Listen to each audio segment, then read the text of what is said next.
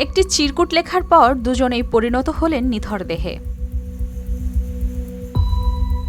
ঘরের ভেতর বাবা মায়ের মরদেহের পাশেই কান্না করছে মাত্র 2 মাসের এক শিশু, যা দেখে স্তব্ধ হয়ে গেছেন স্বজন ও প্রতিবেশীরা। কি ঘটেছিল সেখানে তার উত্তর খুঁজছে পুলিশ।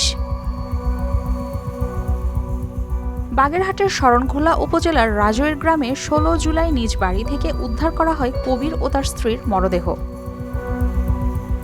স্বজনরা জানান, দীর্ঘদিন ধরেই তাদের মধ্যে চলছিল পারিবারিক কলহ, তবে মৃত্যুর প্রকৃত কারণ সম্পর্কে এখনও সঠিক কারণ জানা যায়নি।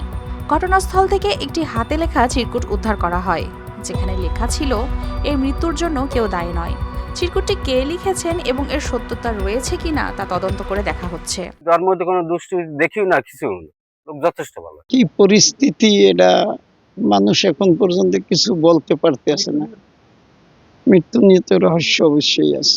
2-3 দিন আগে মানসিক পারিবারিক ভাবে খুঁটিনাটি ঝগড়া হয়েছে, এটা তো মিট করে আবার দুই দিন সময় হইয়াও গেছে। এর মধ্যে এই ঘটনা, এর মধ্যে কিছু জানা নাই আমার। পুলিশ জানিয়েছে, হালিমা বেগমের গলায় আঘাতের চিহ্ন পাওয়া গেছে। বিষয়টি গুরুত্বের সঙ্গে তদন্ত করা হচ্ছে।